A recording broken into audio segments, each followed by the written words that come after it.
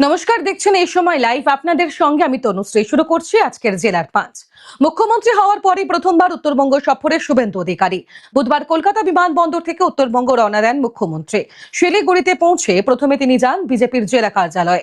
সেখানে তাকে শাখ বাজিয়ে মালা পরিয়ে স্বাগত জানান বিজেপি কর্মীরা। উত্তরবঙ্গে পৌঁছে মুখ্যমন্ত্রী শুভেন্দু অধিকারী বলেন, সংকল্প পত্রে যা প্রতিশ্রুতি দেওয়া হয়েছে তা নির্দিষ্ট সময়ের মধ্যে পূরণ করব। আগামী 1 বছরের মধ্যে মানুষকে দেওয়া সব কথা পূরণ করা হবে। এই সরকার মানুষের সরকার হবে।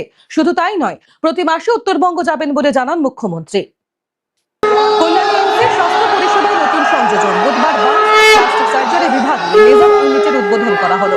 অনুষ্ঠানে উপস্থিত ছিলেন রাজ্য বিজেপি সভাপতি শ্রমিক ভট্টাচার্য। বাঁকুড়ার ছাতনায় অবৈধ বালি উত্তোলনে বুলডোজার অ্যাকশন। বেআইনি বালি ঘাটের বিরুদ্ধে চলল এক বড়সড় যৌথ অভিযান।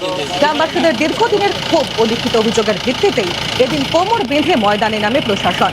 মুখ্যমন্ত্রীর নির্দেশ মেনে রাজ্যে অবৈধ বালিঘাট বন্ধ করার বার্তা দেন বিধায়ক সত্যনারায়ণ মুখোপাধ্যায়। রাত পোহারি ক্ষমতায় নির্বাচনকে অবাধ ও শান্তিপূর্ণ করতে কোমর বেঁধে ময়দানে নেমেছে প্রশাসন। ভোটের ঠিক আগের দিন সকাল থেকে চূড়ান্ত ব্যস্ততার ছবি ধরা পড়ল ডায়মন্ড হারবার মহিলা বিশ্ববিদ্যালয়ের ডিসিআরসিতে। মোতায়েন করা হয়েছে পর্যাপ্ত কেন্দ্র বাহিনী এবং রাজ্য পুলিশ। জেলার 5 আজ এ পর্যন্তই। অন্যান্য আরো খবরের জন্য দেখতে থাকুন এই সময় লাইভের ফেসবুক এবং ইউটিউব পেজ।